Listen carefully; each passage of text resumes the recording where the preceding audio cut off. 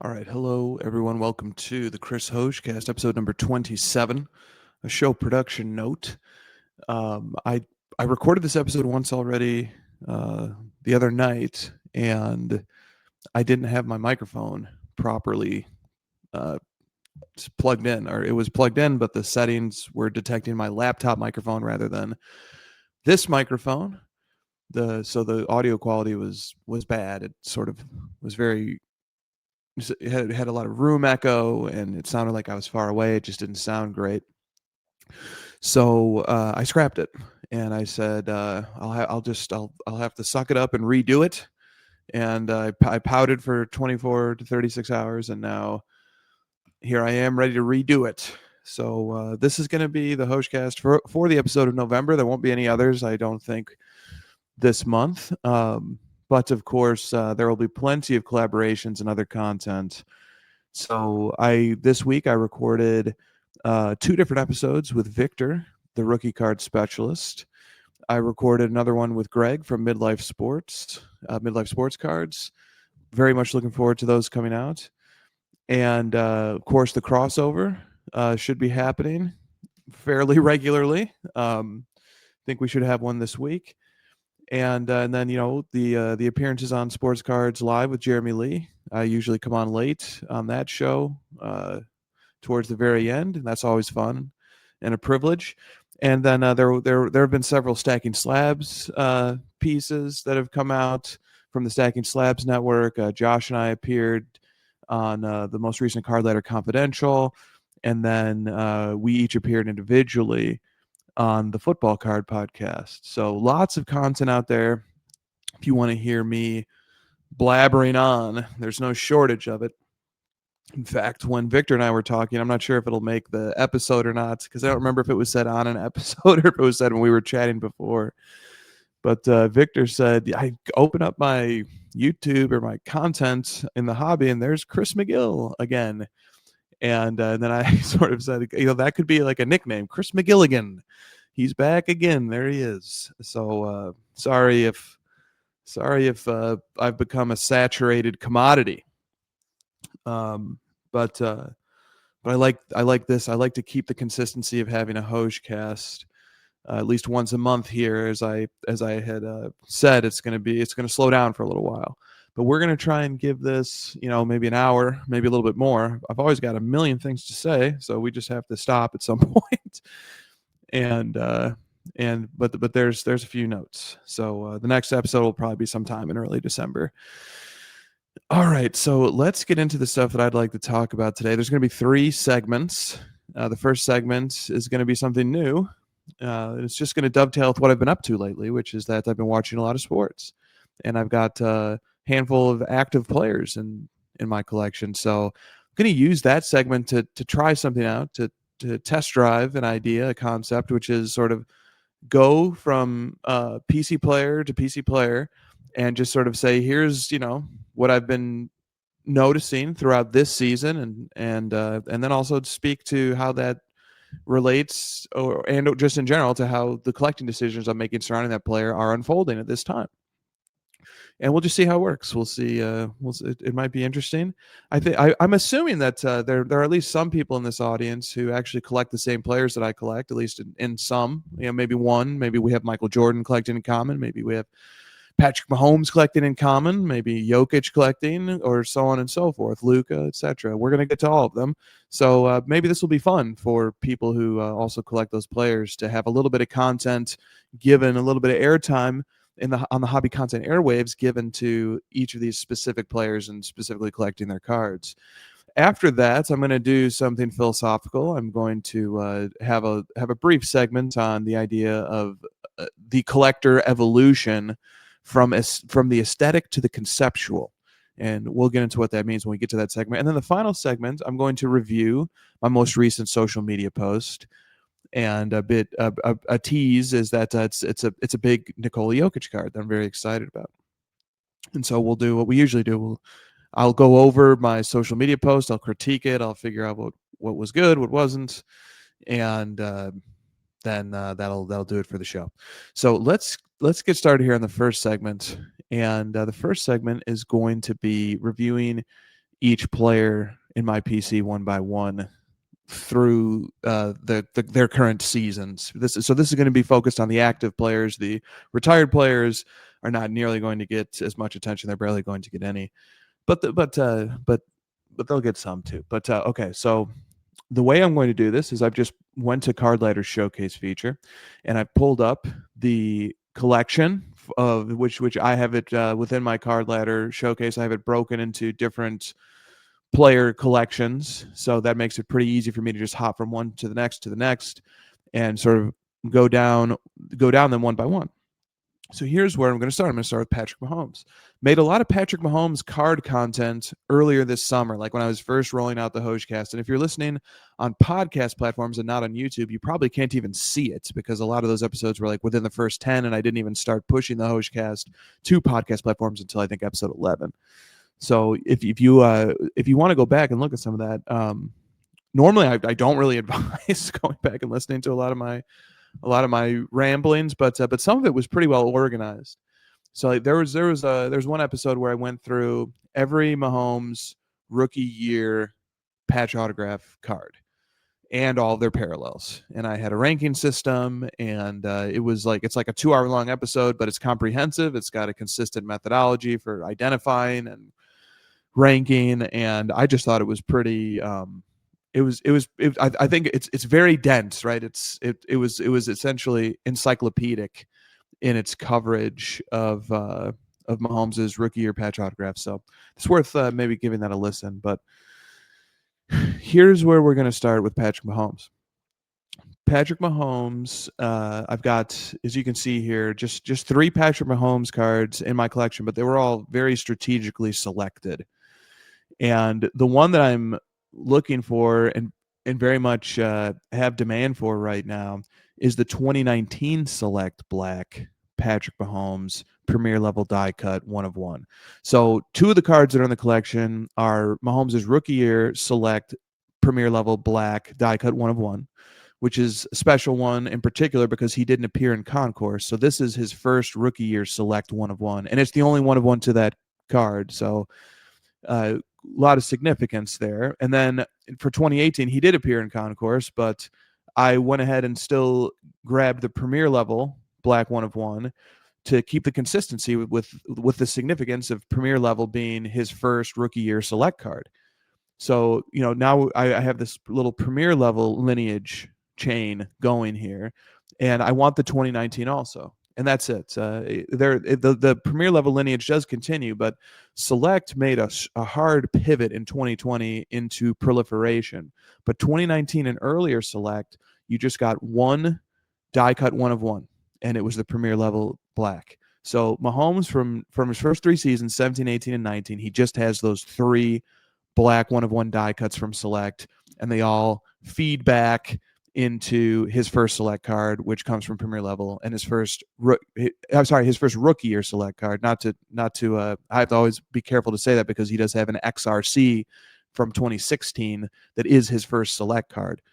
Granted, in 2016 it was an insert set, so I also could say this is his first Select base card. It's his first Select rookie year card. Different ways to slice and dice it, but that's the significance of the Premier Level for Mahomes.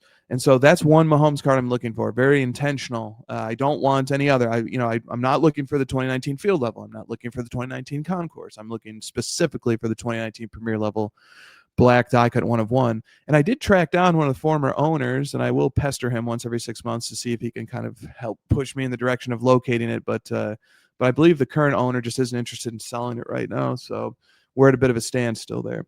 But so that's kind of the approach. That's what I'm looking for Mahomes. The other thing I'm looking for Mahomes right now, and I'm very patient, right? I just wait. I see what the market serves up. I see what I might stumble into on social media or at a card show.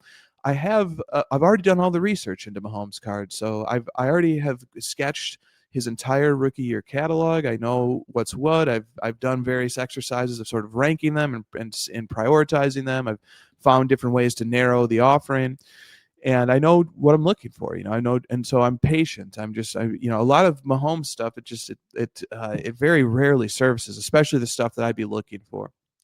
So I just kind of wait and we'll see. And plus, Mahomes stuff is very pricey right now, so and it has been for a long time. So it's if I do pick up another Mahomes card, it really comes at great cost, not just in the nominal sense of the money spent, but also in the opportunity cost of the other things that could possibly be collected. So that's sort of the collecting approach to Mahomes. It's characterized by patience and by intentionality. I think the Mahomes PC is one of my most intentional and my most relaxed. I'm never hyperventilating to get the next Mahomes card. I'm just waiting, and we'll see what comes up.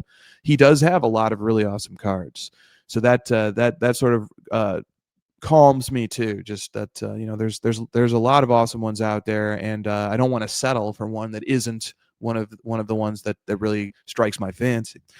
Now, what about Mahomes' performance this year? What about Mahomes as a player? And he's having a good season.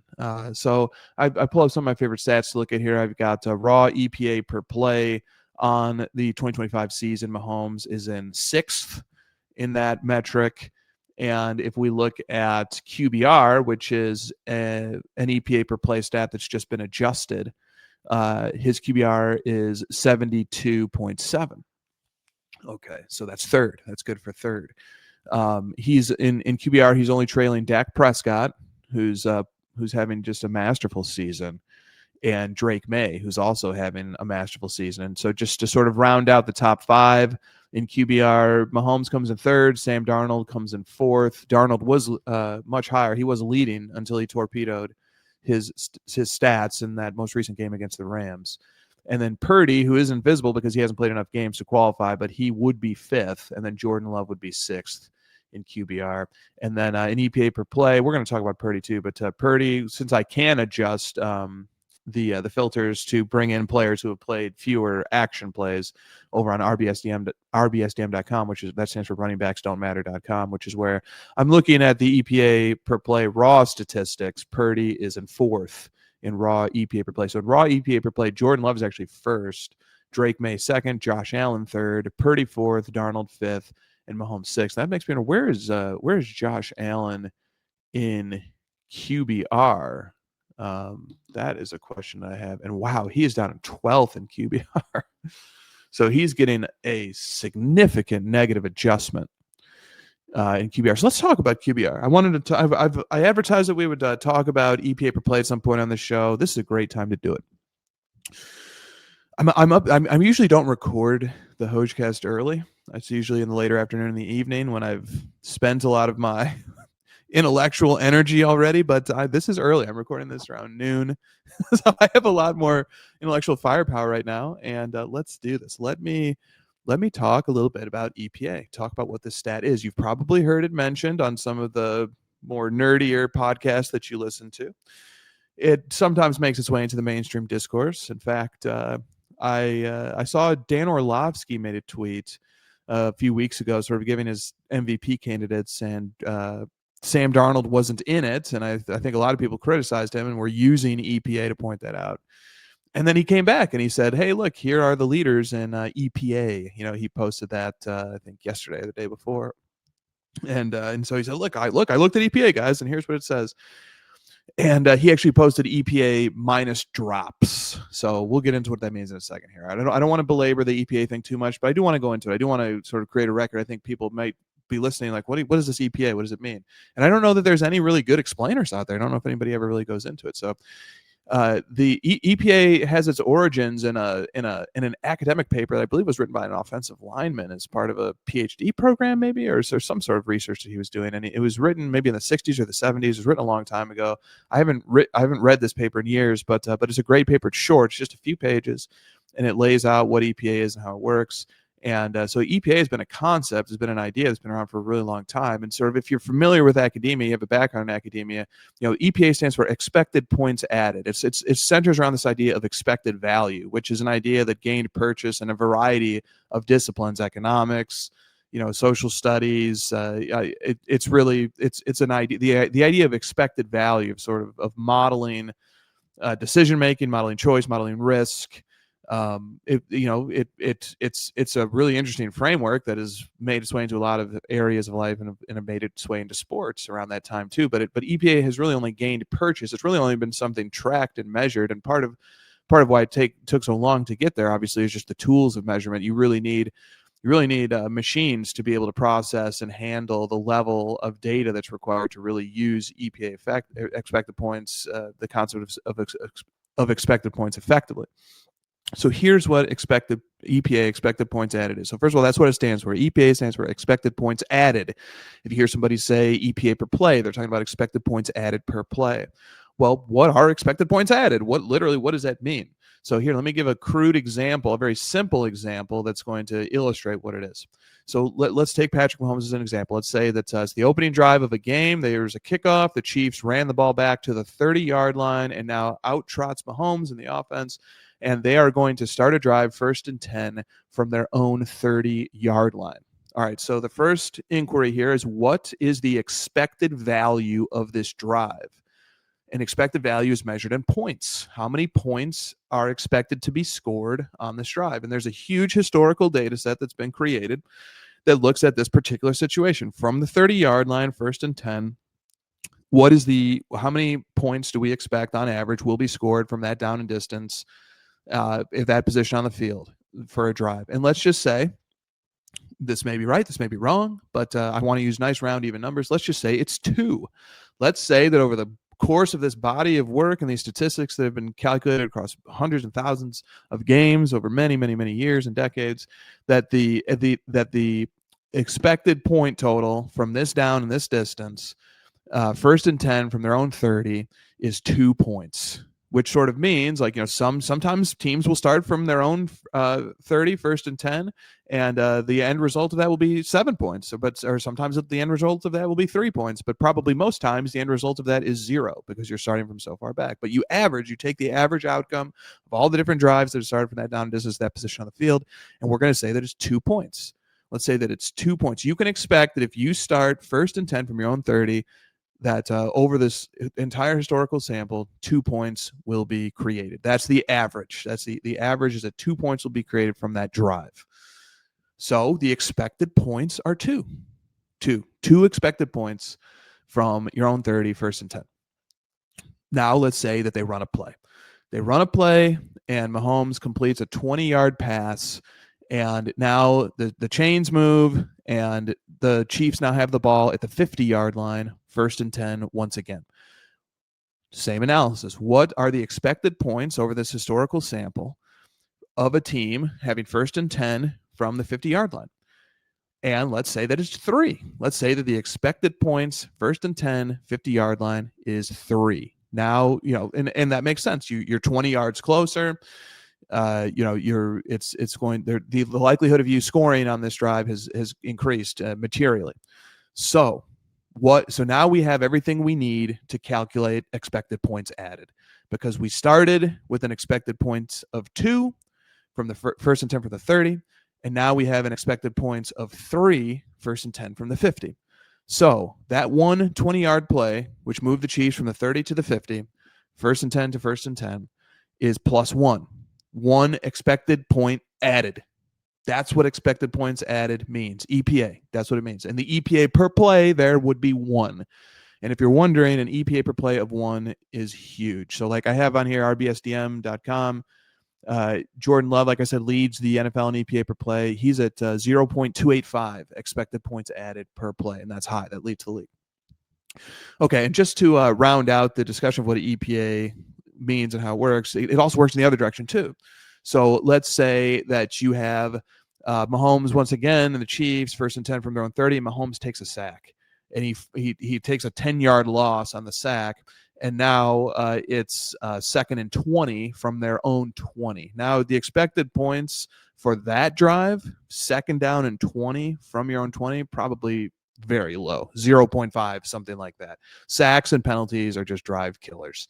So in that case, if Mahomes went from an expected points of 2 to an expected points of 0.5, minus 1.5 expected points added. And since it was just one play, minus 1.5 EPA per play also. And then there's also just what if you just accomplish the absolute average scenario. Like let's say, the first play is Mahomes passes for 4 yards to Kelsey. So now it's 2nd and 6 from their own 34.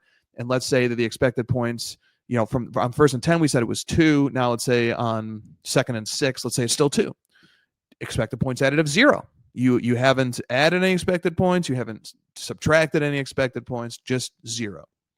That's how EPA works. And so, you might have been thinking at some point, what if they hand it off, right? What if it's a handoff? Well, that doesn't get charged to the quarterback. That's not considered an action play for the quarterback. So, like, for example, when we're looking at RBSDM and we see here Mahomes has had 447 plays, a play is an action play, meaning a play that the quarterback, it reflects action that the quarterback took, and a handoff just simply doesn't do that. The handoff is not credited to the quarterback. Now, if it's a quarterback scramble, it is credited to the quarterback.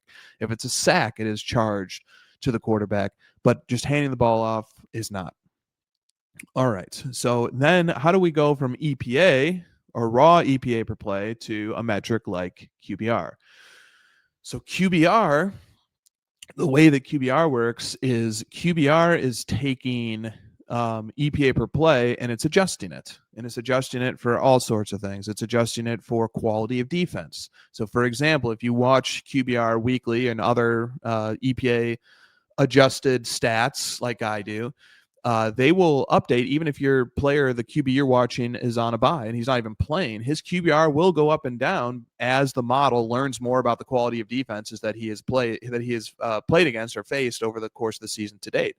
So, like Purdy played a few games and then he ended up sitting out for a substantial amount of games with the turf toe injury.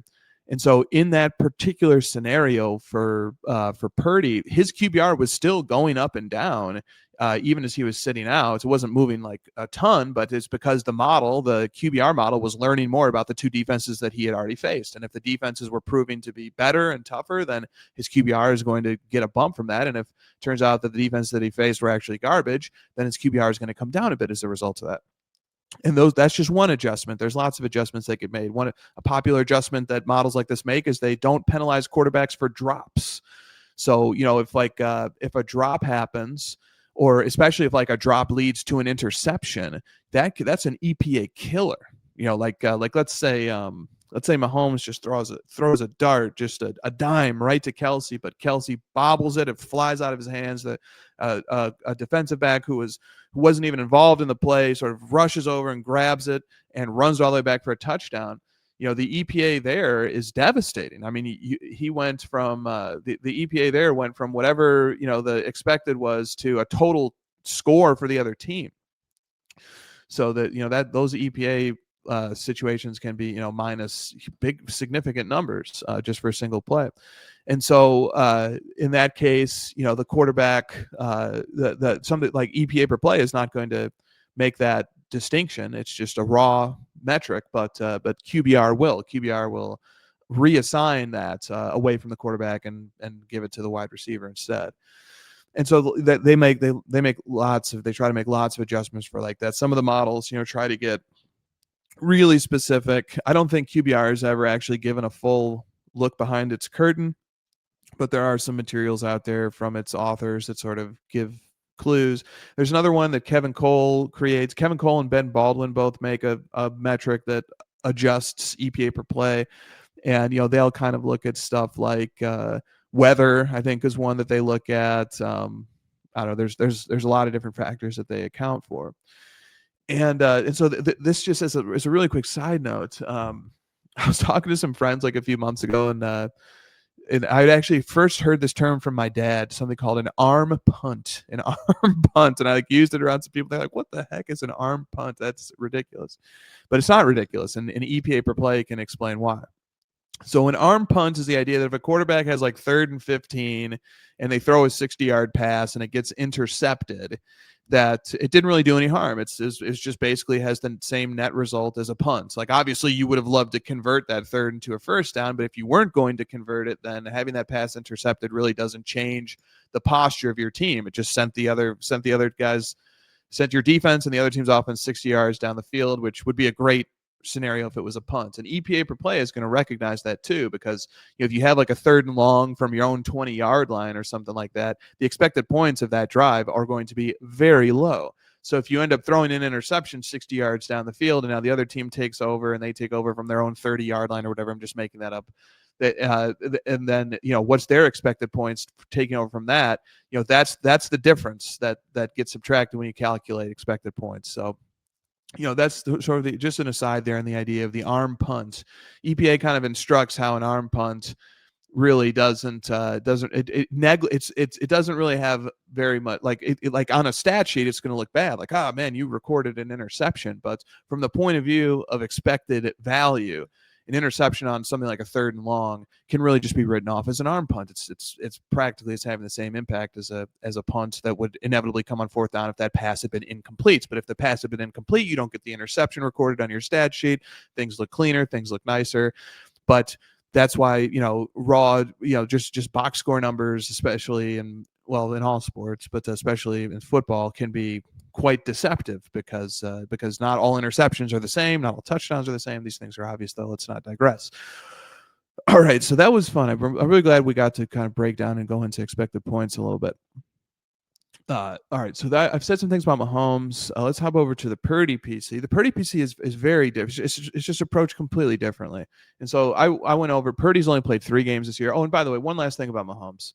So Mahomes, Mahomes is a player that I plan to collect for life. I just think so. My quick shorthand for estimating where players stand in the history of NFL is total MVPs, which is very simple. It's just adding their regular season MVPs and their Super Bowl MVPs and seeing where they land. Tom Brady has the most. He has 8. Peyton Manning has the second most. He has 6. And then here comes Patrick Mahomes with 5, and he's actually tied with several different players at 5.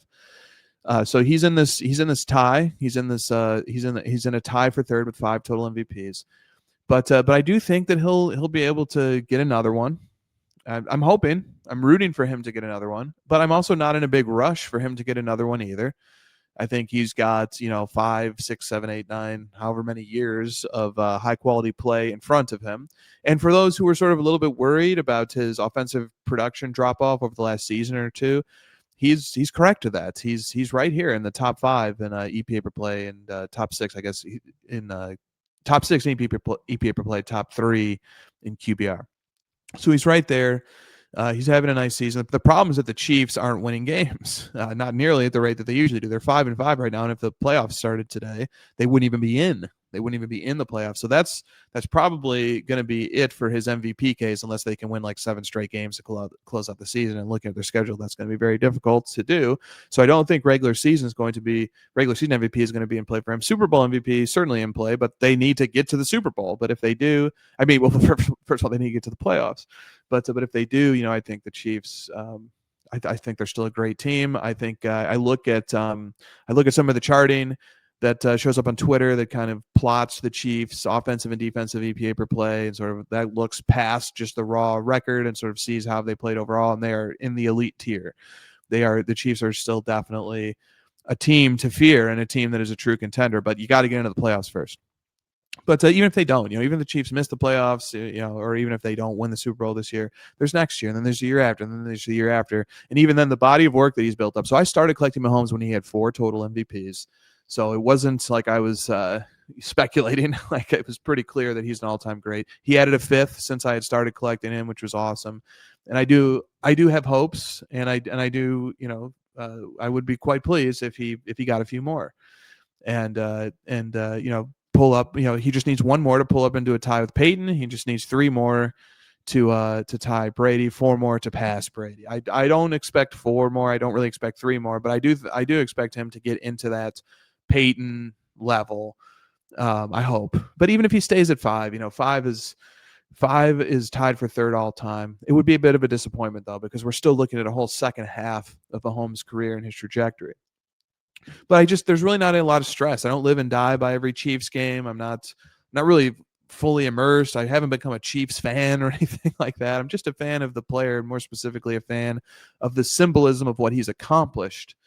And so we'll see how that continues to unfold. Maybe I'll become more emotionally invested if the Chiefs actually do face some adversity, if they do kind of miss the playoffs this year, if they sort of do become a bit of an underdog, then maybe I will get more intrigued and take more of a day-to-day rooting interest. I'm certainly rooting for the players, certainly rooting for the legacy, but this is a long, slow, deliberate, patient disciplined approach to collecting. And the thing about Mahomes, so some people might say, well, Mahomes has 5 total MVPs, but Aaron Rodgers is another guy who has 5 total MVPs. What about him? Or what about Peyton Manning? And those are excellent choice. And of course, what about Tom Brady? Those are all excellent choices.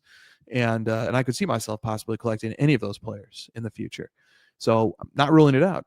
But the thing about Mahomes that ended up working out is that when I started collecting Mahomes, I'd been collecting ultra modern cards for a long time, so I already really understood the landscape. I understood Panini's products quite well, and then I understood how just in general I sort of had a level of comfort. So that's what I should say. I had a comfortability with the products, with the players. I've been playing fantasy football for probably about 10 years or so, maybe a little bit more now. Yeah, definitely a little bit more. And so I have a familiarity with all the names and the players of this era and their statistics, and just certainly will have a nostalgia for this time, this sort of golden era of fantasy football, this sort of this golden era of the popularity of football. Maybe it will continue, maybe it'll peak, and then plateau, maybe it'll correct. But right now, football is the big dog in the American professional sports landscape, and the viewer ratings bear that out, and the revenue generated by the sport bears that out. And I think the NFL roughly generates something like $30 billion in revenue a year, and baseball, MLB, and NBA are closer to $10 billion per year. So that's kind of the level that football's at. It's just, and then and like the Super Bowl, right? It's such an event. Mahomes has been to 5 Super Bowls, I believe. He's won 3, he's lost 2. So Mahomes has pretty much been to the majority of Super Bowls that have happened during this ascendant era. In a lot of ways, Mahomes to me will be one of the most strongly associated players, one of the most strongly associated great players with this golden age of football. And sort of that's part of my collecting hypothesis too, is that I if I want to collect this era of football, if I want to document it, if I want to be a part of it as a collector, with collecting cards as my means of expression, then this Mahomes strikes me as the correct player for my taste, for my interest. But rare, like Mahomes rookie year 1-of-1s, and then lineage cards that line up to those rookie year 1-of-1s. That's how I've approached Mahomes, and that's how I think I want to be a collector and be a part of this whole moment, this whole NFL era, and so on and so forth. So that's kind of the Mahomes approach. All right. That was a lot more time spent on Mahomes than I thought, but let's go over to Purdy. So Purdy is a very different approach. Purdy is prospecting, collecting prospecting. I'm not prospecting in the sense that I'm going to try to buy these cards low and then sell them for high when he has a big moment or something like that. No, I want to collect. Anytime I enter into collecting a player, my intention and my plan and my hope is to have a collection for them that grows and develops and snowballs and just gets better over time, and that's a collection that I have for life. But it doesn't always work out that way. Actually, I don't really know if I've ever given up on a player PC. I don't really think I have. I think I just keep adding. But for Purdy, when I say prospecting, here's what I mean. Purdy doesn't have any total MVPs. So whereas Mahomes is his legacy, his trophy case, his Wikipedia page, his Football Reference page, these things are already have placed him, effectively on the Mount Rushmore of football players. At least that's how things look to me. But Purdy is just the exact opposite, and in fact, Purdy has a lot working against him, because he certainly had an MVP caliber season in 2023 when he had a top seed in his conference, and he led the NFL in every metric. He led it in passer rating, he led it in QBR, he led it in EPA per play, he led it in yards per attempt. Just literally anything, Brock Purdy led the league, and it was one of probably the 25 best seasons played at the quarterback position. When by best we mean overall statistical performance compared against all the other statistical performances of all the other quarterbacks in NFL history. So it was a really special season that Brock Purdy had, that second season of his, that 2023 season, which then culminated not only in a terrific, a statistical outlier season at the quarterback position for the regular season, but then it culminated in multiple comebacks in the playoffs, ultimately getting to the Super Bowl, ultimately going up against the juggernaut Chiefs in the Super Bowl, going all the way to overtime, scoring in overtime, and then still losing to Mahomes's brilliance. So Mahomes and Andy Reid and the whole squad. So, all right, so let's go over to Purdy here. So Purdy, Here's the thing about Purdy. Even though he doesn't have it, his total trophy cabinet is 1 Pro Bowl, and he's not getting another one this year. He's not getting any awards this year. He's already missed half the season with the turf toe. That's actually his second serious injury. He also had a UCL injury too, when he got knocked out of the MC Championship game during his rookie season, and then he had to take the whole offseason to recover. So with Purdy, we've got a guy who's had 2 serious injuries. Neither seems to be career threatening, but they've definitely impeded his ability to rack up accolades and statistics. They've impeded his ability to develop a narrative. And in fact, we even had people saying such before Purdy was restored as the starter against the Cardinals last weekend and had a really solid game. We had even commentators like Tom Brady saying that the 49ers should continue to feed the hot hand, and because apparently Mac Jones was the hot hand.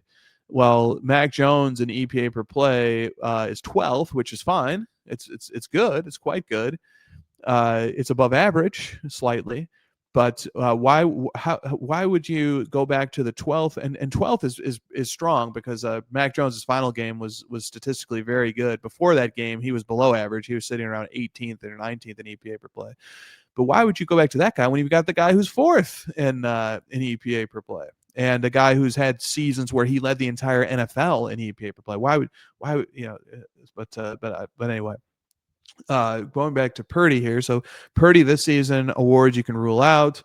Still has a turf toe. It's supposedly going to bother him for the rest of the season, but they're managing pain and figuring out how to get him to play without it causing further harm or impacting his ability to play. But he came back. He's played 3 games now. Through that 3-game sample, he is 4th in the league in the EPA per play. But some of the signs, some of the things that are special about Purdy are things like this. Purdy has the highest EPA per play in NFL history. Purdy has the highest passer rating in NFL history. 2 different statistics, 2 different models. EPA per play is something much more impact related. Passer rating is just box score stuff. But no matter which one you look at, Purdy is first in NFL history. So the start that he's gotten off to in producing the averages and the outcomes that he's produced, a Super Bowl appearance, comeback wins in the playoffs. He's done all this stuff. I think he's 25 or 26.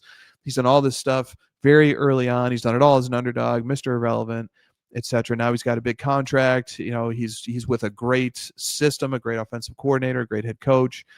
And just the thing about Purdy that I looked at and when I evaluated deciding to collect him is that, this isn't people who aren't taking into consideration the things that I'm taking into consideration. They're not looking at, historical pass rating. They're not looking at historical EPA per play. They're not looking at these metrics. They might not understand that there's anything special about Purdy. They might just think this is just another quarterback in the NFL and he was a late draft pick and he's constantly on the chopping block. And Tom Brady thinks that Mac Jones should start over him. And just to think that might be a person's entire exposure to a player like Brock Purdy, but that's not mine. I've invested a lot of time and thought into understanding measurement of performance at the position of quarterback in the sport of football. And so because of that, I understand that Purdy is an extremely special case. He is an exceptional case. He is a player who has already created a statistical footprint that is unrivaled in the history of the NFL. And does that necessarily mean that will continue? No. Certainly not. And it's always an open question. How much of it is system? How much of this is attributable to Kyle Shanahan? How much of this is just good fortune? Football inherently is a small sample sport. It's a short regular season. There's only 30 or 40 action plays in a game most of the time for a quarterback. But I'm willing to take that chance. This is risky. This is something that I'm enjoying watching. And then after I've started watching Purdy and collecting him, I didn't start collecting Purdy until after his Super Bowl appearance. So I watched him have an MVP season that was stolen from him. He ultimately didn't win the award. And then I watched him have those playoff comebacks. I watched him go to the Super Bowl. And then it was after that I bought my first Brock Purdy card. I said, okay, I've seen enough. I want to be a part of this story. And if it doesn't work out, then it doesn't. But I see a lot of reasons to think that it will. So with Purdy collecting, I haven't gone out and gobbled up the big marquee cards of his. Like his NT Shield autograph, Platinum 1 of 1, did come out to auction. That was a while ago, a few years ago now, and I didn't go after it. I'm not sure if I was even collecting Purdy at the time that it did come out, but even if I was, I wouldn't have gone after it. The card sold for a ton of money. And it's not even player worn, which would always irk me a little bit. I think I could look past it, but it would always bother me a little bit.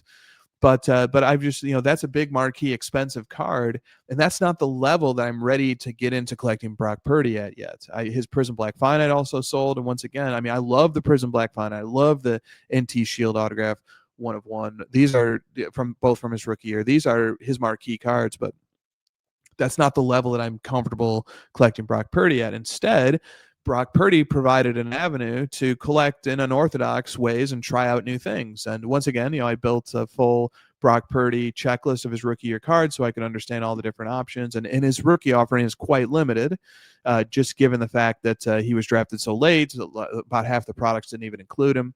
But he still has plenty of cards to offer. And so like stuff like Purdy, like one thing, it's like one move that I made. So like the first card I went and got for Purdy after Super Bowl was a Prism Gold PSA 10. I ultimately traded that for his Black Stars 1/1 rookie year Prism PSA 10.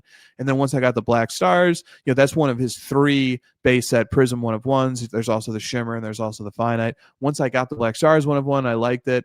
And then I was able to go out and get all of his Prism Black Stars 1/1s from all 3 of his seasons: first season, second season, third season. And now just there'll be one more season in Prism. Presumably we'll have a Black Stars 1/1. I'll get that, hopefully, and then that will complete a run. That will complete a lineage because the license is going to be transferring over to Fanatics, the NFL license is. Then other cards for Purdy, just stuff like one card that I really enjoy Purdy is like his Select Club Level Black 1/1. Club level, like for Mahomes, Premier Level is his first rookie year select card, his first base set select card. For Purdy, Club Level is his first select card, period. He doesn't have an XRC, so it's his first rookie year card, it's his first base card from select, it's his first select card ever. That's Club Level. And then the Black 1/1, there's a lineage thing there. There's multiple 1/1s to this, unlike Mahomes just had the 1/1 to Premier Level. The Club Level has multiple 1/1s. But I went with the black. The black is the one that I wanted because that's the lineage parallel, just the simple black Prism 1/1 parallel to Purdy's first select. So, like that's kind of that's like the most mainstream-ish Purdy card I have, I guess. And that's really not mainstream. I think that I don't think there's a general awareness that Club Level is his first select card. I don't think there's a lot of people who are approaching it like that. The Black Stars too, that's off the beaten path. It's not the Finite, it's one of the other 3. I've got his Mosaic Nebula 1/1 from his rookie year, pretty card. That's but once again, these are cards on the periphery. These are not the marquee items. Rookies and Stars 1/1, stuff like that. Don Elite 1/1. And this is the approach that I'm taking to Purdy. Now, have I had the thought from time to time, even during this season, what if I just consolidated all these cards and tried to put them towards like his Prism Black Finite, if I could possibly make a deal? That thought does creep into my head. That thought does creep into my head from time to time. But as time has passed, actually, I've been less and less impressed with the marquee cards. I still love them. I still think they're very, very important, but I've become less and less impressed with them. I've become more interested in cards that check all the same boxes on paper, that are rookie year, that are 1/1s, that are 1/1s, that are the first appearing card of that player in the base set. Like when, so on and so forth. Like I've become more interested in those. Now a lot of them don't check all the same boxes, right? Like Prism and NT have a very strong lineage case. Prism going back to 2012 and the original Finite for Prism, NT going back even further. So there's nuance there, and I'm not trying to upset the apple cart here and say that that those aren't as great as they are. They are great cards, but they just haven't. I haven't felt that desire to consolidate all these. But what you will find is amazingly annoying about my podcast probably is I'll say something like that, and then in a month I will literally have consolidated all of these into his Finite. So enough about Purdy. All right, let's move on to the running backs. So Le'Veon Bell is a running back. Obviously, he is not active, and once again, it's kind of similar to Mahomes. It's a very specifically curated collection of Le'Veon Bell. Whether he was fortunate to appear in several first years. He was in the first year of Spectra football. He's in the first year of Panini Select football. I have his base set Black 1/1 parallel to each. I have the first optical vinyl set 1/1 Le'Veon Bell, stuff like that. So Bell, Bell was a guy who I just sort of wanted to collect some football cards, wanted to find an affordable player that I had something of a connection to, and that also had something of a resume. So Le'Veon Bell actually was once RB1 in fantasy football in the season of 2014. He led all running backs and total PPR fantasy points. He had 370.5. Remember, this is from the 16-game era. So Le'Veon Bell does have an RB1, which is awesome. He has an RB1 season. and I just loved watching him play. I love the patience, the start and stop approach. He was just a real pleasure and an unorthodox athlete to watch play the sport. And then also, he had one game in particular during some season in the mid 2010s when he had like a 46 or 47 point game, and it was late in the season and it was very impactful, I think, in me winning maybe one of my first ever fantasy championships in my fantasy league. I would need to go back and check the record. That's a little bit foggy now this years later, but it was something like that. And so I always had that connection to Bell. I just liked the way he played the game, so on and so forth. So there's the Le'Veon Bell PC, but he's not active. But it's interesting. Sort of, even though he's not active, you can sort of watch and see, how he stacks up against other RB1s that end up ultimately coming down the pike. So Jahmyr Gibbs recently notched an RB1. Austin Eckler has an RB1. Jonathan Taylor has an RB1 and is pushing to get another one. Alvin Kamara has an RB1. Saquon Barkley has an RB1. Todd Gurley has an RB1. These are some of the more recent players who have racked up an RB1. And I skipped over Christian McCaffrey. He had two during that span too. But we're going to talk about Christian McCaffrey more in a second. So I just sort of, these are other names are sort of joining this tier of player who has accomplished an RB1 season. And there's probably been it's just kind of eyeballing. It looks like there's been maybe around 30 or so players who've had an RB1 season, and then there's 12 who have had 2 or more RB1 seasons. So I'll use that to pivot into an active player collection, which is Christian McCaffrey, who is having a nice season with the San Francisco 49ers. So McCaffrey is second in PPR points per game. He's averaging a little bit over 25, but he's trailing at a significant gap Jonathan Taylor, who's averaging about 27, a little bit more than 27 PPR fantasy points per game. So Taylor right now is on pace to be RB1, but if he slips up, McCaffrey's just waiting there to overtake him. And I don't know. We'll see if it's going to be a photo finish or not. It's going to be close. McCaffrey's had a few photo finishes already where he didn't end up in first, but he has taken home 2 RB1s. Now, the other thing, McCaffrey's been the mainstay of the San Francisco 49ers offense. So while they've been playing significant series games with backup quarterback, they didn't have Kittle for a large chunk of the season. They don't have Brandon Ayuk, who still hasn't come back yet. Pearsall's missed a lot of games. They're decimated on the defensive side of the ball. And McCaffrey's been the mainstay. He's been there for every game this season. He leads the NFL in touches. He leads the NFL in scrimmage yards. Granted, he's played one extra game relative to a few of the other guys. He hasn't had his bye week yet. But he is just simply a production machine, and he has been a driving force and why that team is 7-4, even with all of the injuries that have plagued them. So he's having a quietly a nice workman-like season, and he's right up there. But his athleticism hasn't fully returned. Maybe it never will. I don't think he's had a run for over 20 yards this season. I don't think he's cracked a top speed of over 18 miles an hour. So, but he's still impacting the game in very significant ways, just doing other things. And this is what people predicted would happen with McCaffrey, is that his skill set is so large that there's so many ways that he can impact the field. If he's not ripping off, 80-yard touchdown runs, galloping at 20, 21 miles an hour like he used to in his prime, he's impacting the game in other ways. He's making incredible catches. He's impacting the game through his pass rush blocking and so on and so forth. And still there he is, ripping off over 25 PPR fantasy points per game, just elite all-time level production, even in this current state. And if that athleticism does continue to ramp up, because I've seen him ramp up from week to week to week here. He's coming back from Achilles tendonitis. He's coming back from some sort of treatment he received in Germany. So if he does ever get back to that, anywhere near that peak performance level, I mean, this guy is just, he's an absolute nightmare for defenses to have to deal with. So anyway, McCaffrey's interesting. He's got 2 RB1 seasons on his ledger. And by the way, I'm accessing a spreadsheet that I made where one day I went and I looked at all the different RB1 seasons and I sort of tabulated how many PPR points per game they scored and so on and so forth. So McCaffrey has 2 RB1 seasons, and he's with a group of, I guess, 7 other guys who have also had 2. So McCaffrey has 2, Priest Holmes has 2, Barry Sanders has 2, Walter Payton has 2, Roger Craig, Herschel Walker, and O.J. Simpson. And Ron Johnson. Those are all your guys who have 2 RB1s. Now, if he were to get up to 3 is elite company. There's only There's only been 4 players in NFL history to have 3 or more RB1 seasons. Jim Brown, Leroy Kelly, and Marshall Faulk have 3 RB1 seasons each, and then Emmitt Smith sits alone at the top with 4 RB1 seasons. So we'll see. We'll see what happens with McCaffrey. We'll see what happens with Taylor.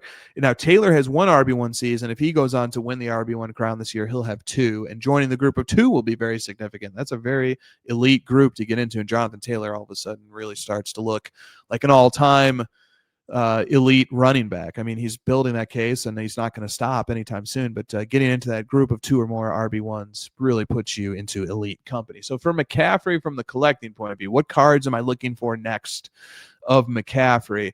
And really not many.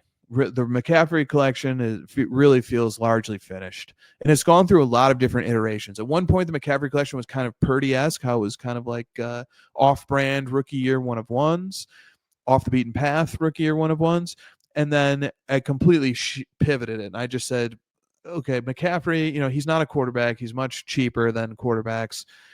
He's cheaper than wide receivers. I think generally speaking, wide receivers sell better than running backs, sell for more money than running backs. So, why don't I just try to really go get those marquee cards? And that's what I did. I got his Prism Black Finite rookie. I've got his NT Shield autograph 1-of-1 Platinum rookie. I've got his Contender Super Bowl ticket 1-of-1 rookie. I've got his first select, which he was in Concourse 2017, Black 1-of-1. And I don't know, the PCs just evolve, and they continue going. But I try to think of what's a McCaffrey card that could come to auction that I would just drop everything and say, I need to win this. And the one card that would meet that criteria would be his select field level Black 1-of-1. So he's in 3 levels of select in 2017, Concourse, Premier, and field level. I have the Concourse, I have the Premier. I've seen pictures of the field level, but it's never surfaced. The field level, I would drop everything and go win that card. Other than that, the 2025 Prism Black Finite, which hasn't come out yet, that would be a card that I would drop everything to make sure that I get. But it's really just those 2. There's really not much else I'm looking for to round out the McCaffrey collection at this time. But I keep my options open, I keep my eyes open, I keep my ears open.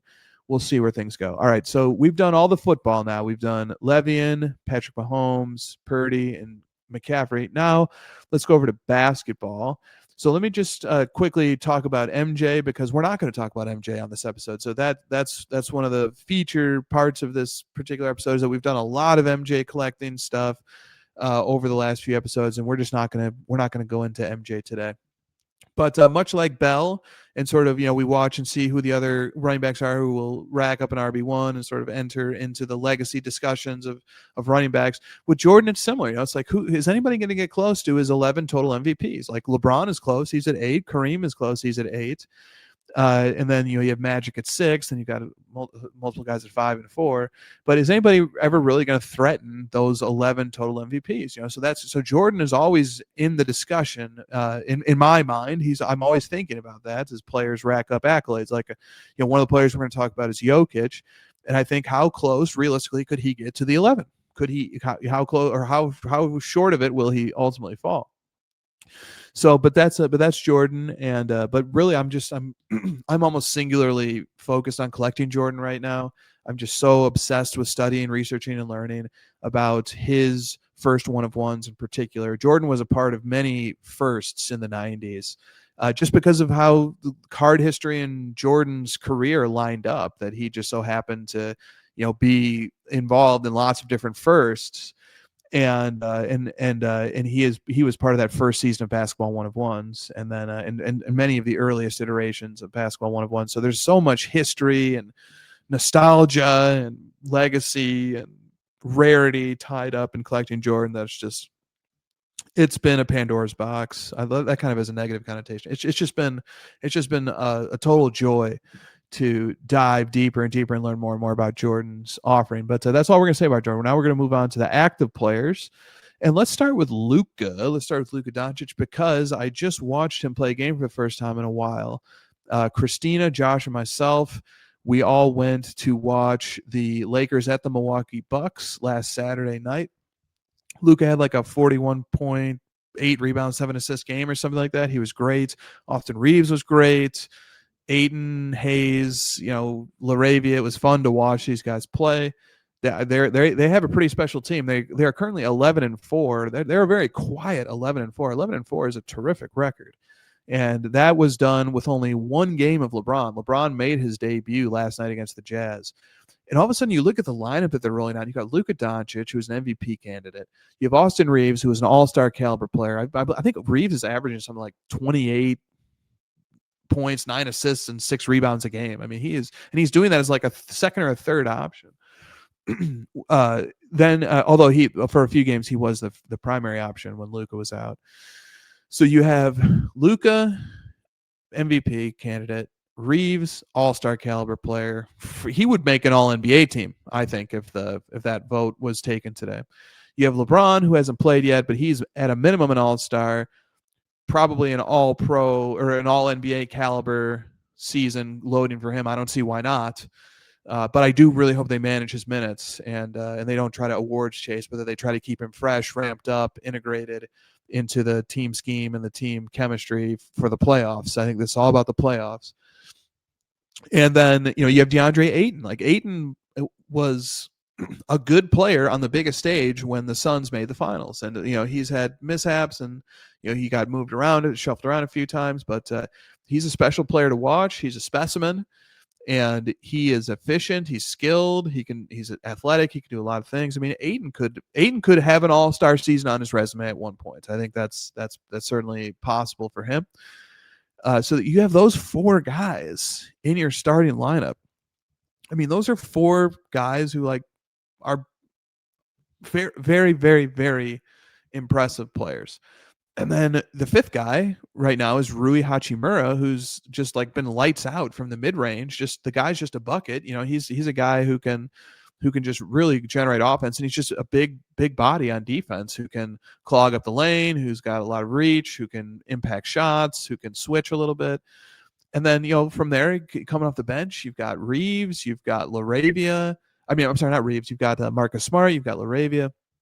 I don't know. Let's not go too far into this, but their roster is much better than it's given credit for, and I think they're going to be a problem. They are a team that nobody will want to see come playoff time, assuming health. But the thing about Luka, so I've pulled up some metrics here, box plus minus. We've already talked about sort of how that metric works on previous episodes. It's an impact metric. It's designed. It's what it's measuring is it's estimating how much better per 100 possessions, which is roughly the length of an NBA game. How much better per game, if you played the full game, does a player make their team relative to a league average player? Luka has a box plus minus of plus 9.7, which is good for 4th in the NBA. And Luke, this is consistently the case for Luke. And there are seasons in NBA history where a box plus minus of plus 9.7 would have been first. But there are a handful of just players who are performing at an elite level in the NBA this season. So you have Luka there in 4th. And I just don't see it really a path to him getting to 1st in box plus minus, but I think he'll certainly be top 4, top 3, somewhere in that range. He is leading the league in points per game, which would be the second time, if that were to hold, that would be the second time that he were to accomplish that feat and be the scoring champion for that season. And they're working things out. They've got an awkward roster. They've got a green coach. They've got a brand new ownership structure that literally just got installed within the last few weeks with the Los Angeles Lakers. So this is a season that I'm not counting or expecting on a Luka MVP. I'm not really counting or expecting on the Lakers to win it all. But I do think that there's a chance of both those things happening. And it could get really interesting. Now, the thing I want to say about Luka also, as a player, just in general, sort of, is that I started collecting Luka before I really took a deep interest in statistics or anything like that. So, NBA statistical measurement of player performance. But once I did start collecting him, I did start taking an interest in it because I wanted to understand, what are the most objective, fair ways to measure his performance as a player, and how can I truly judge what I'm watching and what I'm seeing here. And from his second season onward, he's been top 5 in most, if not all of them, season after season after season, which, that sort of is backed up by the fact that he's made 5 first team All NBAs. Like, Luka has a lot of sort of resume pieces that are not quite the way that I look at it, like I really love the MVP, the total MVP stuff. I'm not sure if Luka's going to get an MVP. I'm not sure if he'll get that. He's sort of cursed with playing in the Jokic era, and like statistically, the Jokic stuff is just it's unrivaled historically. And then he's also cursed with having the misfortune of going to a Dallas Mavericks dysfunctional organization, and then the we don't need to go into all of it, but he always had the deck and the odds, everything stacked against him during his entire Mavericks tenure, and still he took that team to the NBA Finals once he finally got even a little bit of help on a supporting cast front. And I actually think they had a pretty good supporting cast there, just to have the whole thing blown up and just have to push reset and go over to the Lakers and start all over again. But they are in a good position to start all over again now with the Lakers. So we'll see how that goes. But he's had some misfortune with team, his style of play, all the heat check shots that he takes, it makes it really hard for his efficiency levels to get up there. It makes it hard for his plus minus levels to get up there, because he will burn half a dozen possessions every game where he just takes a heat check three, or he's just, he's getting experimental, or that's who he is. It's part of how he plays. It's one of the reasons why he's such an exciting player to watch, but it's also impacting his metrics negatively. And it really makes it hard for him to ever get quite to the mountaintop statistically. But the flip side of that coin is that's why he is such an invigorating, exciting player to watch play. It's his personality, it's his style, it's the grace, the flash that he plays the game with. It's unlike anything I've ever seen. I grew up idolizing Michael Jordan and Michael Jordan and Hakeem Olajuwon during the 90s. Those are some of the players I love watching, but I also love watching everybody. I mean, Shaq, that whole era was just David Robinson, Patrick Ewing. It was just Alonzo Mourning. I loved watching basketball during the 90s as a young kid, but obviously not having the understanding of the sport that a fully matured brain can have, like as I watch it today. But even considering that, and all the fun, great 90s basketball I watched, and even considering the survey of players that exist today, and I've watched hundreds and hundreds of players play. So some people know this, some people don't. But in 2022, Christina and I moved to Dallas, and we moved right across from American Airlines Center. We moved there specifically to become Dallas Mavericks season ticket holders, to watch Luka's career unfold. We went to virtually every home game. We went to all the playoff games. We saw them go all the way to the NBA Finals. We were there during Game 3 of the NBA Finals when Luka was given multiple fouls, including offensive fouls in the fourth quarter, and ultimately they fouled him out after the Mavericks made a 20-point comeback to tie that game. And probably if he doesn't foul out, the Mavericks win, and that whole series looks different. Bill Simmons had a riff about this on a recent podcast where he sort of talked about how he never felt like that series was safe, and that was Luka being ejected for fouling out during Game 3 was a very significant moment, because it looked like the Mavericks were going to win that game. But setting those things to the side, Luka in general, of all the players in NBA history that I've ever watched play, so we're talking 90s, 2000s, 2010s up to today. Even though I'm a huge fan of Michael Jordan, Hakeem, and I did watch Hakeem play in person once as a kid. Huge fan of Jokic. Obviously, we're going to talk about him in a second. Just so many great players, but there is no player that I enjoy watching play the sport of basketball more than Luka Doncic. He is the player that I would pay money to watch play the sport before I would pay money to watch any other player play any other sport. Period. He is that, and that's not just hypothetical. Like Christina and I quite literally reoriented several years of our life around being physically present so that we could walk across the street to the American Airlines Center and watch him play basketball every day. So very special player. Has a very sentimental meaning to me, just as the first non-Michael Jordan athlete that I began collecting the hobby, and then coming back to the hobby, and then moving to Dallas and following his career. And anyway, so that's the dichotomy of Luka, sort of the paradox of Luka, is that the things that I look for, whether it's Purdy with the highest pass rating in EPA per play in NFL history, or it's McCaffrey with so we didn't really get a chance to talk about this, but McCaffrey has the highest PPR points per game in NFL history among skills position players, running backs, wide receivers, all of them, and he only trails two quarterbacks in the totality of it.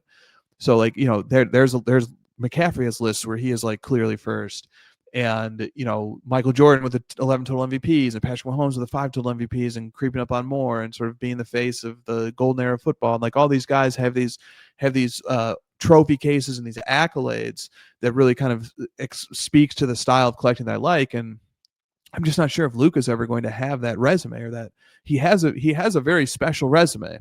He has the 5 first teams. He has, so one thing about Luka that's interesting is that if he continues scoring at the clip that he's scoring at, even he could regress a little bit, he will become the all-time NBA points per game leader. He will surpass Will Chamberlain and Michael Jordan. Those are the only 2 guys ahead of him right now. He's currently the 3rd points per game leader. He will be able to get to first, and it looks like he'll probably do that within the next 2 seasons roughly. But then, he has to have the twilight of his career. Maybe he'll come back down and fall behind those guys again. But this guy is like verging on becoming the NBA all-time leader in points per game, which is something to hang the hat on. But, he's really not, he's not quite at the statistical or the accolade level of somebody that I would jump in and start collecting. He's a relic of an artifact of a time when I was collecting, and I just had a different approach. But I've stuck with him. I've stuck with him. It's he and there's just the intangible. There's just the fandom connection to watching him play that got developed. And so as far as collecting Luka, just like sort of my appreciation for what he does is really tethered in the fact that I became a huge fan of his during his rookie season, and then I just sort of went with it, even though it doesn't quite fit my collecting mold. And same thing with the PC that got built of him. So like some of the stuff in the PC is like still true to the form of how I collect today. Like we've got some of the off-brand 1-of-1s here. It's like his Threads rookie year 1-of-1, or his first year ever of Net Marvels insert, which was 2019. We have his 1-of-1 Net Marvels there. Then we've got stuff like also the second year Net Marvels 1-of-1. We've got some other like rookie year insert 1-of-1 here from Contenders and stuff like that.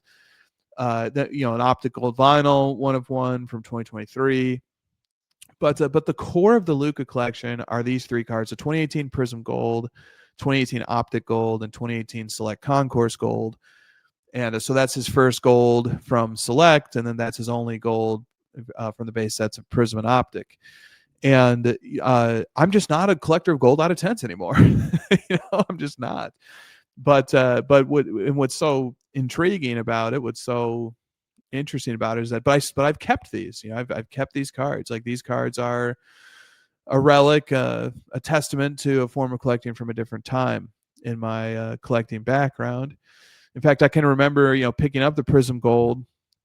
It was when I was summering at a law firm during my second year of law school, in between the second and the third year.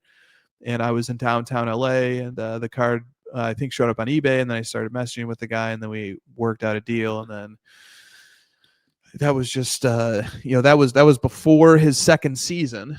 And I had been given some really good advice of like, hey, if you really want to build a solid collection, like you should look at the Prism Gold as one of the cards to look at. And so I did, and then I went and picked it up, and then here it is. Still have it years later. And when I did post the Prism Gold, I reposted it to my Instagram page. I posted it twice, I think, and I got rid of the original post. I reposted it maybe like 6 months ago or so, right around the time that he was traded to the Lakers. So I guess maybe a little bit more than 6 months. And it became my most liked post I've ever put on Instagram. So that's just part of the complexity of it all, is that, I'm not a huge pursuer of Prism Golds or any gold out of 10s, but the community has spoken and very much resonates with that card, that Prism Gold of Luka. So I don't know. It keeps me tethered to more of the mainstream owning that card. So, all right, that's enough said about Luka. We'll see how the season unfolds. The other guys the other guy, the last guy to get to, is Jokic. So Jokic, Jokic is in almost all respects fits the formula, the thing I'm looking for to collect in a player. He's underappreciated by the media. He has the greatest statistical profile within the metrics that I look at in NBA history. He's already racked up 4 total MVPs, 3 regular season, and 1 finals. He's in the middle of his prime. He certainly could have 5 or 6 more years where he plays at this level. And so there's a long runway. There's a lot of opportunity to continue to accomplish great things. Already, though, so much has been accomplished, and it's just everything. He's like the best kept secret. He's even when you hear people on TV or on podcasts talk about how good they are, they have no idea how good he is. They don't. Because when their reference point, when they are asked to explain it, they'll be like, well, he scored 55 points in this game. I mean, that's not even beginning to scratch the surface of what makes him such a special historical player. So for this season, for example, the Nuggets just suffered a brutal loss at home to the Bulls. But even factoring that in, they are 10-3, and Jokic has a box plus minus of 19.8. That would be the highest box plus minus in NBA history by 6 or 7 points. He also holds all the. He currently has the highest box plus minus for a single season in NBA history, and he has like maybe 4 of the top 5. But 19.8, not only is that a significant number, but the difference between him at 19.8 and the rest of the field is also the largest gap between first and everybody else, first and second and the rest in NBA history. So just not only is he just having a season so far that's unprecedented, but also nobody else is even coming close to him. So there's that aspect. There's just the singular greatness of it, but also the gap between his statistical performance and everybody else's is unprecedented itself. So for Jokic collecting, I'm really like looking for stuff like this card right here, this 2015 Excalibur black 1 of 1 from his. That's a rookie year base set 1 of 1 that he has. I haven't looked at the spreadsheet in a little while, but I believe Jokic has something like 37 or 38 total 1 of 1s from his rookie season, which is a staggeringly low number for this era. And within those, there's only, I think, 10. Roughly 10 base set, no patch, no auto, just like that Excalibur card. I think there's 10 1 of 1s like that. I think I have 4 of them. So I'm looking for stuff like that for Jokic. Like I haven't posted that card to social media yet. A lot of the Jokic PC I haven't quite posted to social media yet, but it is viewable on my Card Ladder Showcase if you want to go look at it. But that's kind of where I'm at for Jokic. Jokic has gotten even more expensive. And, it's just I don't quite see the value proposition there in all situations. And that's been part of the reason for the pivot back to Michael Jordan is it's like, well, as these guys get more expensive, I go back to Mr. 11 total MVPs and focus on him for a little while. And that, they're just hopping and back and forth, oscillating back and forth. So for the Jokic collection, that's kind of what I'm looking at. I kind of got it in my mind that like, man, it would be really cool to do the Prism Black 1 of 1 run for his, like I did for McCaffrey. But for Jokic, it's just I have 4 of his 10 Prism Black 1 of 1s, including the rookie year, but they're so expensive that it's cost prohibitive. It really is. And then also I know that a handful of them are with a Jokic collector in China who is I tried to buy them many times over the years, and they've never even like entertained my offer. It's just not even possible. So I don't know. It's going to be really tough to do something like that for Jokic. One of the cool lineages that I did put together for Jokic that is cool is the totally certified hollow blue 1 of 1s. So he only has 3 of those. I was able to put together that full run, which is pretty neat. We'll talk about that some other time. In terms of how Jokic is performing this season, we just talked a little bit about the box plus minus and the historical stuff of that. I had somebody ask me the other day, what is it that makes Jokic so special? Why are you so high on him? Why is there this subset of people who like are getting dangerously close to saying he's the greatest player of all time? What is this all about? And I said, I'll explain this to you from my point of view in 2 different ways, because there's 2 different ways you can look at and think about Nikola Jokic. The first way is you can look at his impact. And so there are great statistics that are designed to estimate impact. Box plus minus is one of them. Regularized adjusted plus minus is another one of them. And what these statistics do is they strictly look at the data set of how does your team perform when you're on the floor? How does your team perform when you're off the floor? How do you perform when you're on the floor with this particular combination of 4 players on your team and those particular combination of 5 players on the other team? And then how do you look like when we swap in and out some of those other 4 players? And it's a gigantic data set filled with just tens and tens of thousands of stints. And a stint means, a stint is 5 players on one team versus 5 players on the other team. And if you change or substitute in or out one player, a new stint starts. Okay, so it looks at stint data.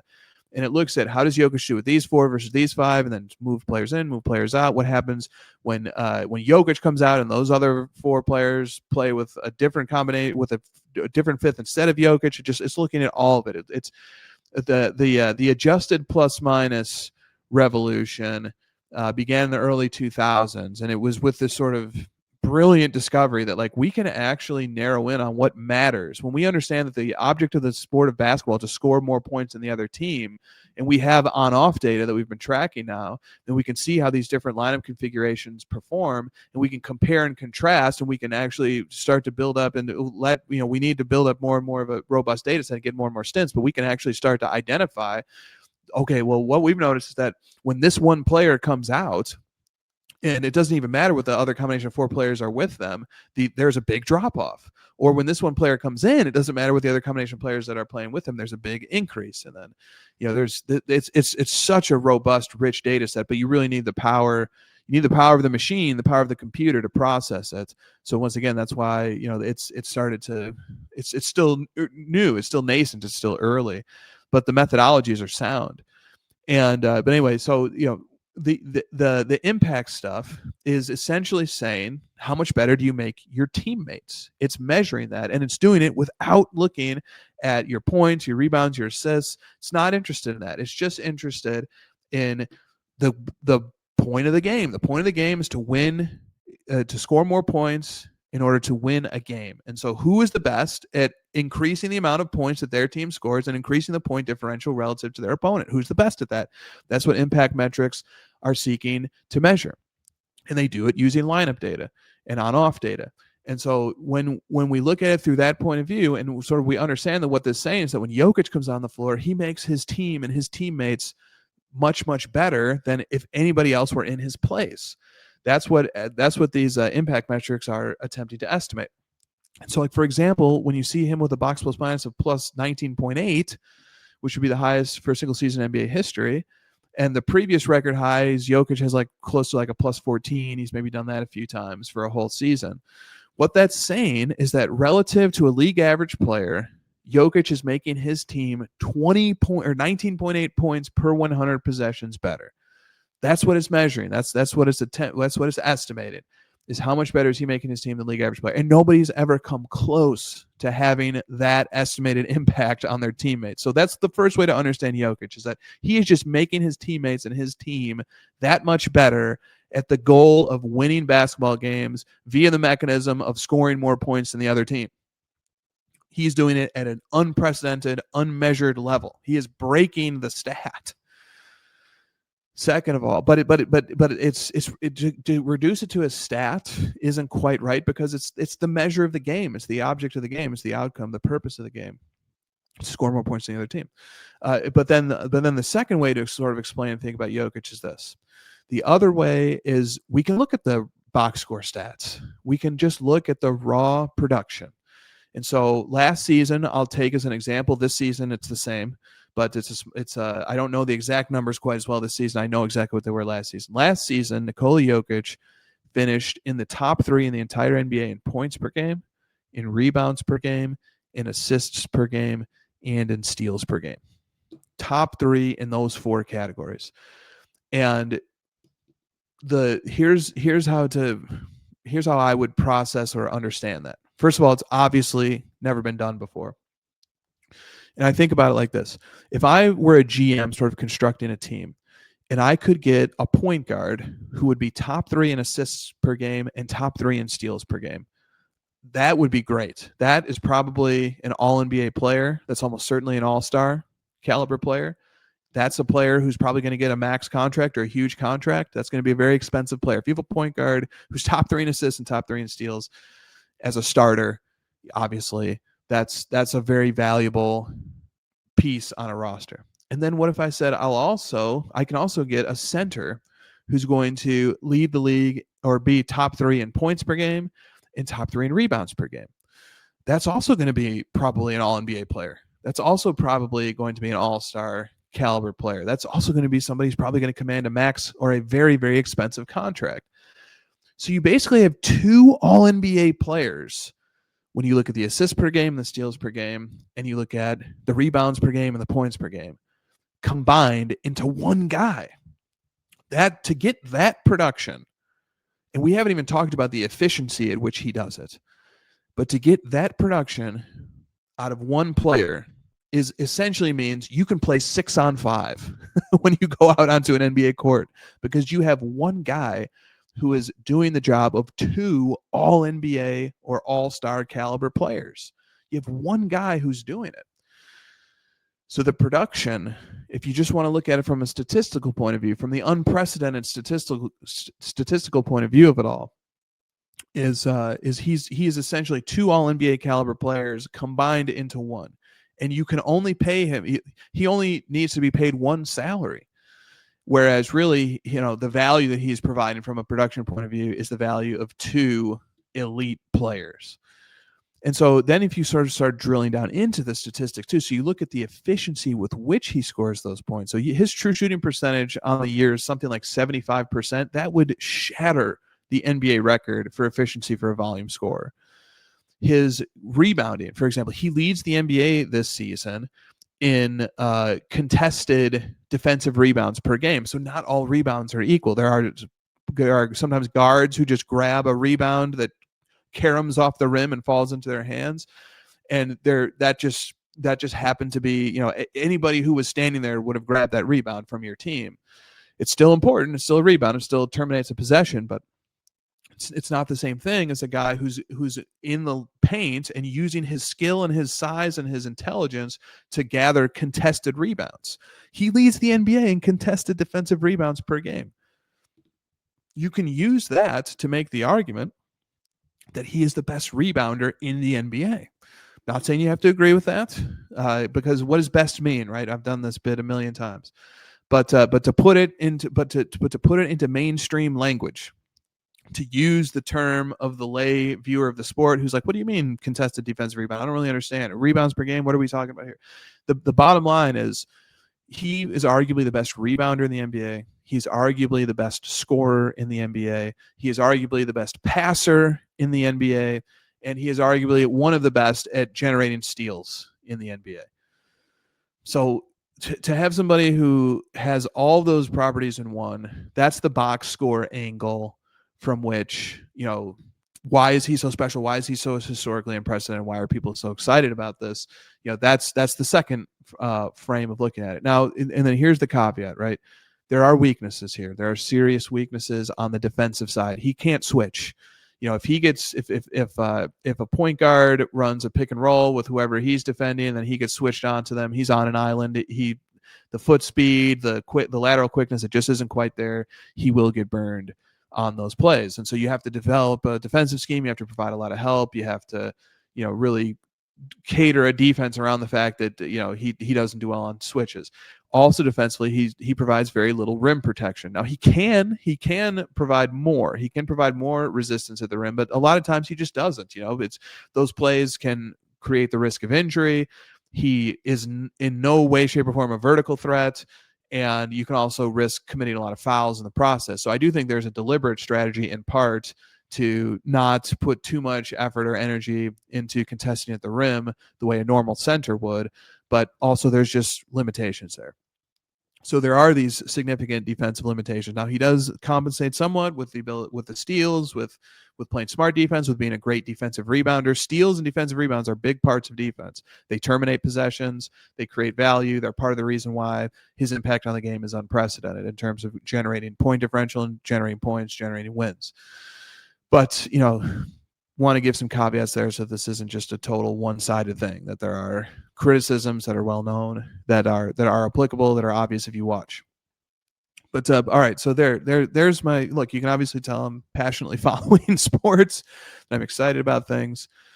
All right, I advertised a second topic, which I said would be the collector's evolution from the aesthetic to the conceptual. So let me pause, take a drink of water. We'll get into that.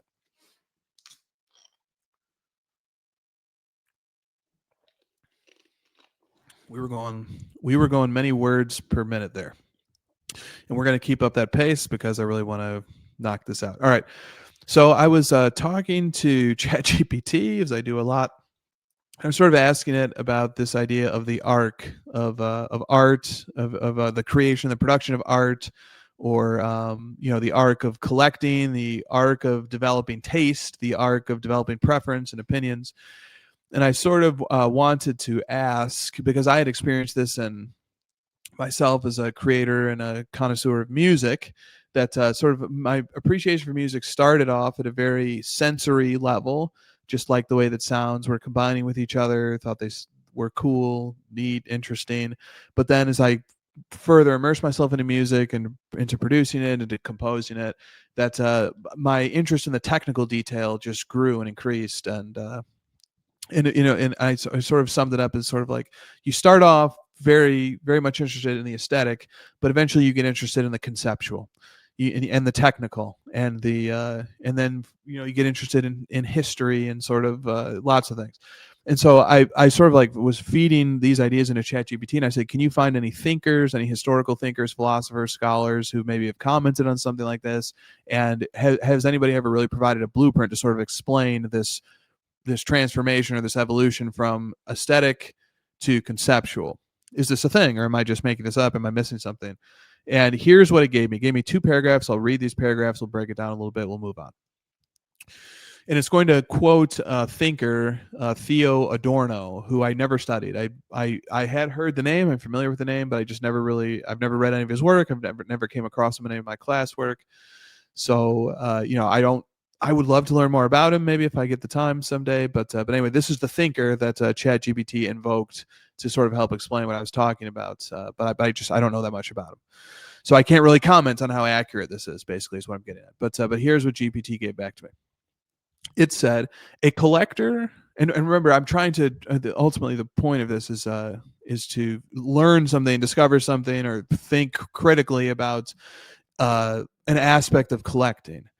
All right, so to see if there's anything that I've sort of observed in this adjacent, or this unrelated world of music, collecting or listening, producing, and so forth, if any of it is transferable to help me understand the arc of a collector and their tastes and expressions.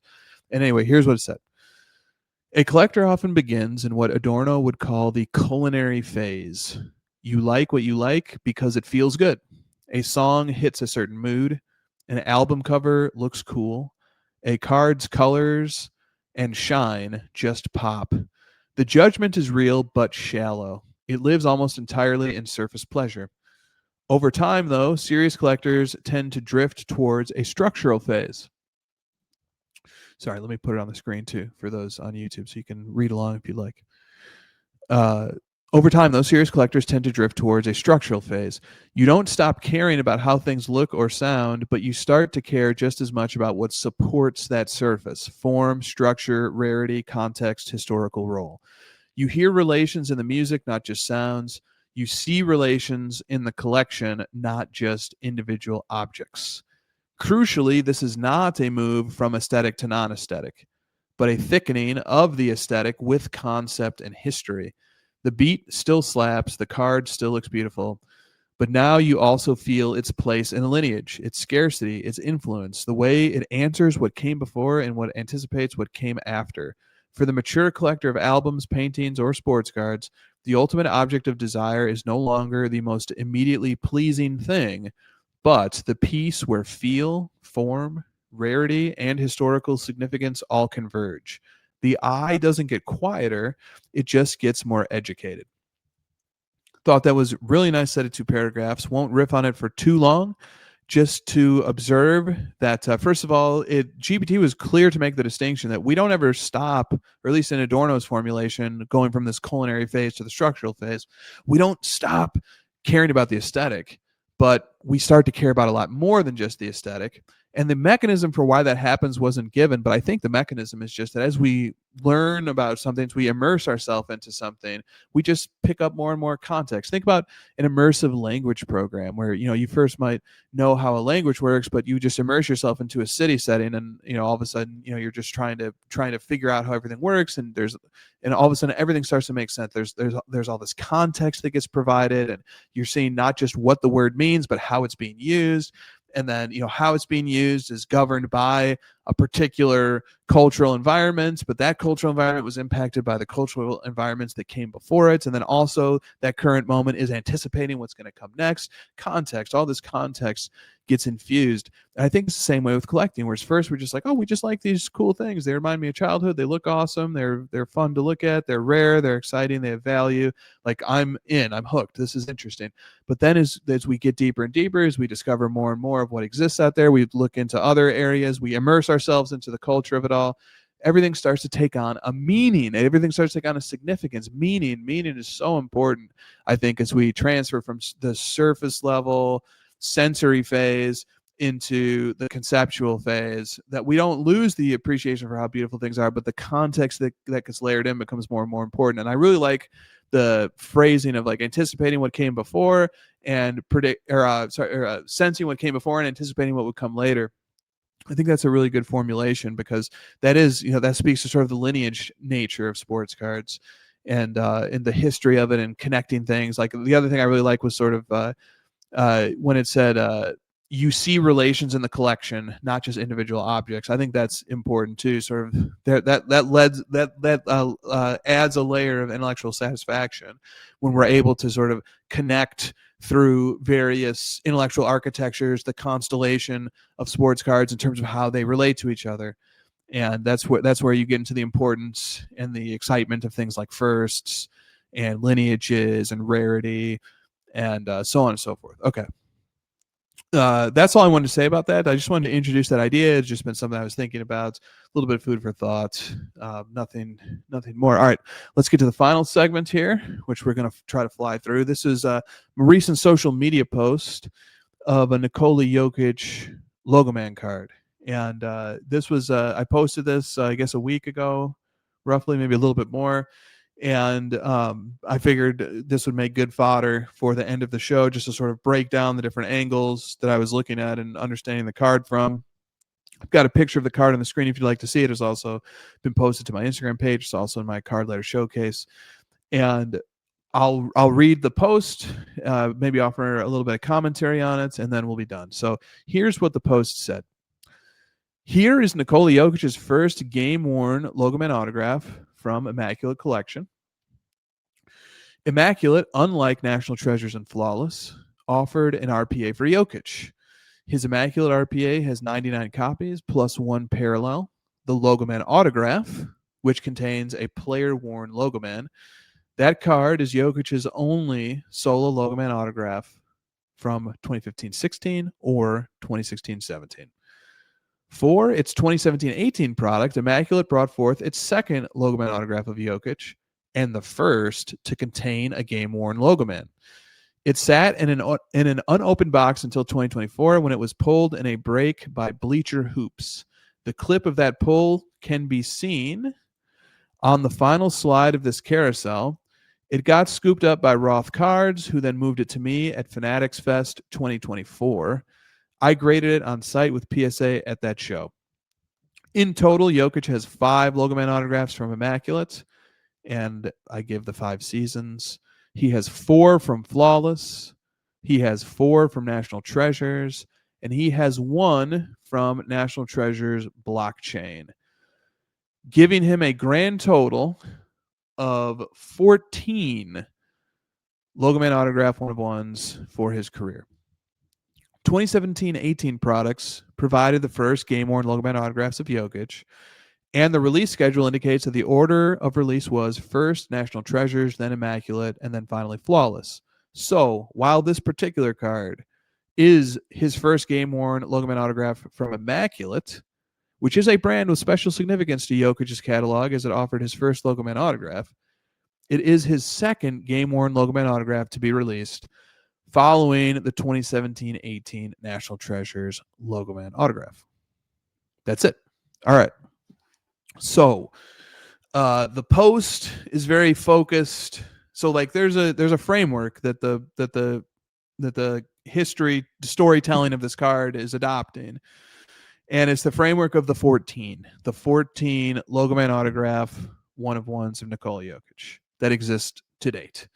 So it's starting from there. It's saying this is we are shrinking the C, as Brett from Stacking Slabs says, to 14 cards, and it's the Logo Man autograph one of ones of Jokic.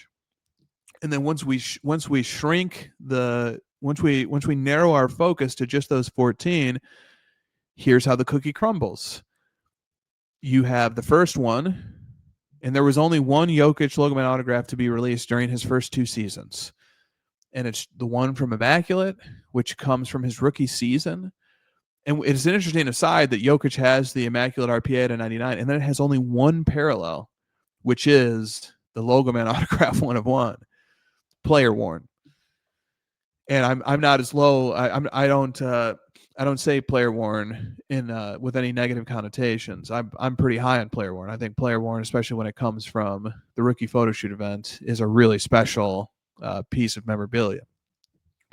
But so you have the one player worn from his rookie season, then nothing in his second season, and then you get to his third season, and now the big brands are making them. And so he only has Logo Man autographs from NT, Immaculate, and Flawless. So it only comes from those 3, and they started making them for him with game worn Logo Mans in them starting in 2017-18. So starting in his third season. By his third season, he had merited inclusion in the Logo Man autograph checklists, and he got a Logo Man autograph in that first season of his game worn. He got them in all 3. He got them in NT, he got them in Immaculate, and he got one in Flawless too. So, I think sort of in terms of just roughly ranking them, clearly the rookie year one is the Mountaintop. That's the monster card. That's a card that's way out of my reach. I'll never be able to get. But then after that one, and with the special story to tell of being the first game worn, that now you have something interesting. You have the first year of the game worn, and you have 3. You have the NT, which came first, and I think that's a pretty strong argument. NT is a very strong brand, obviously, and NT being the first one released on the product schedule probably makes that one his second most desirable Logo Man autograph in my mind. And then what's third, right? So the Immaculate chronologically came before the Flawless, and the Immaculate has the special privilege of belonging to the Immaculate lineage, because Immaculate made the Jokic RPA, whereas NT and Flawless did not make a Jokic RPA. So Immaculate has that special connection to Jokic's rookie season through the RPA function. And because of that, Immaculate actually has more Logo Man autographs than the others. So there's 5 from Immaculate, there's 4 from Flawless, there's 4 from NT, and there's 1 from NT Blockchain. So, then at that point, it kind of becomes, well, some people really like Flawless, right? So you say Jokic's first Logo Man autograph one of one from Flawless, that even though it came a little bit after Immaculate chronologically, it's the first Flawless one. I really love Flawless, so Flawless it is. I like Flawless better. Or you take and then we've given the historical case for the Immaculate. It's connected to his rookie year patch autograph from Immaculate. So Immaculate has a special place in his catalog. It's the first game worn, and there's one extra Logo Man autograph from Immaculate, giving it a little bit of a richer lineage. So we were talking about this on Stacking Slabs, and I'll end with this thought. We were talking about this a little bit on Stacking Slabs, that and I had interacted with some other friends who are content creators, and we were kind of going back and forth, and they had listened to my most recent HOJ-Cast on rarity, and they were saying, look, like, are we sure that it's better are we sure that it makes a card more rare if it belongs to a lineage, or is it more rare if it's a one-off? So, so like if it belongs to a lineage, it has multiple instances of appearing. Like a Prism Black is a great example of a lineage, right? So like let's do this through Jokic's catalog, and I think this is the example I gave on Stacking Slabs too. So for Prism Black, Jokic has 10 Prism Black 1-of-1s from his base set, from the Prism base set. He has had a Prism Black 1-of-1 from a Prism base set every season going back to his very first season of products, 2015-16, his rookie NBA season. There's 10 of those. Compare that against something like, going back to the showcase, compare that against something like the 2015 Excalibur, which I had referenced a little bit earlier in the show. I'm not 100% sure if this is the case, so let's just assume that it is, even if I'm wrong. I'm pretty sure this is his only Excalibur base at 1-of-1. He might have a second year one, but I kind of feel like he does. But let's just, for the sake of this, it doesn't really matter if it's 1 or 2, but for the sake of this illustration, let's say it's 1. So then we have this really clear contrast between the 10 Prism Black 1-of-1s and the 1 Excalibur 1-of-1. And somebody who wanted to argue for the Excalibur could say, it's a one-off. It's the only one. There are no others, period. Therefore, it is more rare. What would the person who wants to make an argument on behalf of the rarity of the Prism Black say in response to that? How could they counter that? Because they have 10. There's 10 different Prism Black 1-of-1s of Jokic versus just the 1 Excalibur 1-of-1. And here's the reply. The reply is that lineage creates a rarity by virtue of having multiple issues that has merited, in Jokic's case, 10 issues or 10 appearances in 10 different seasons. And if we make the calculus, if we frame the calculus in this way, Jokic's Prism Black 10 1-of-1s, I'm pretty sure that's the only instance where he has appeared in 10 different seasons of a base set 1-of-1. Meaning, and there's and sort of the narrative elements of this is that what that indicates is that Prism is a product, the Black 1-of-1 is a parallel, is one of the very few products that has been in demand consistently, and or that Panini felt was so significant to its product offering that they continue to put it out year after year after year. And very few, if any, other products can actually claim that.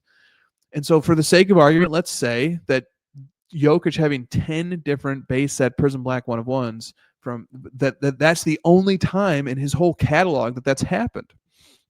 That no other product has merited the inclusion of a base set 1-of-1 card of Jokic 10 times. Like, for example, something else we were sort of referring to earlier is the totally certified mirror hollow blue 1-of-1 of Jokic. He has 3 of those. So 2015-16, there was a totally certified blue 1-of-1. 2016-17, there was another one. 2017-18, there was a third. And then guess what? Totally certified stopped. And the NBA totally certified product ended, and Panini came out with just certified for 2018-19. And the blue 1-of-1 ended, and it went away. So he has just 3 of these. Okay, so now you can the idea, sort of like leaning into the narrative aspect of it, is that it's not as impressive for there to be only 3, or it's not as rare. That's really what I'm trying to get at. It's not as rare for there to be only 3 blue 1-of-1s from totally certified, because it's conceivable, and it's likely, and I'm sure if we digged into the catalog, we would find that Jokic has appeared in 3 as he has 3 base at 1-of-1s from other products too. Prism, likely, and let's assume for this discussion, Prism is the only product to produce 10 different seasons of base set 1-of-1s of Jokic, which means that Prism lineage, as a lineage, has the rarity, the exclusivity of being the only lineage to run for that long. It's the only one that has 10 different instances, 10 different appearances of Jokic. And so in that way, belonging and especially like so then we want to start complicating the picture a little bit. Then you take the first. If you get the first one of one of a player in a lineage of one of ones that has the longest lineage of any for that player, now you've compiled a resume, you've compiled a trophy cabinet, or I don't, you've compiled a resume that is unmatchable by anything else. Nothing else can claim to have that long of a lineage and to be the first in it. And so I think that is sort of fleshing out the mechanics, reverse engineering the understanding of why long lineages, and then being the first in that lineage has reverberates with rarity.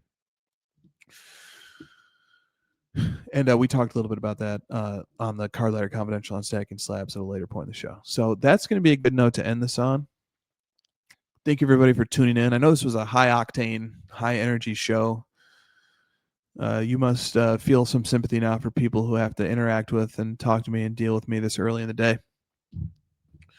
Probably feel the ultimate sympathy for Christina, who has to deal with it all the time. And we're gonna call it here.